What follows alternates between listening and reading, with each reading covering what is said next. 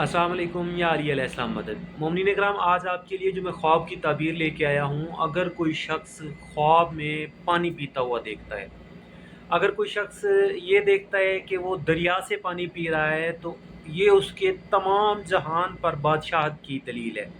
और बाज़ मुअब्बिर ये भी कहते हैं कि जितना उसने पानी पिया है उतना उसे माल मिलेगा, उतनी उसे अयाशी मिलेगी।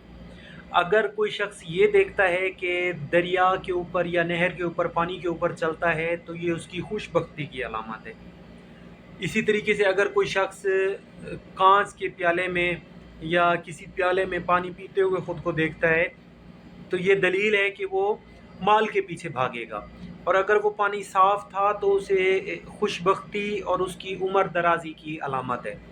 और अगर वो पानी मैला था या गंदा पानी था, तो ये इसके अव्वल जो ये ताबीर दी है कि इसकी उम्र दराज़ होगी और खुशबख्ती, ये इसके ख़िलाफ़ होगा, यानी उसे मुसीबत पहुँचेगी, रंज पहुँचेगा और उसकी खुदा ना खास्ता उसकी उम्र कम हो जाएगी।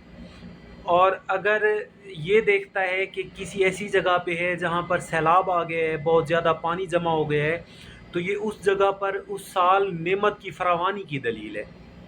मोमिनीन इकराम, अगर आपको हमारी वीडियो पसंद आई है तो चैनल को सब्सक्राइब करें, वीडियो को लाइक करें, बेल आइकन लाजमी दबाएं ताकि हमारी आने वाली हर वीडियो से आप मुस्तफ़ीद होते रहें। वस्सलाम।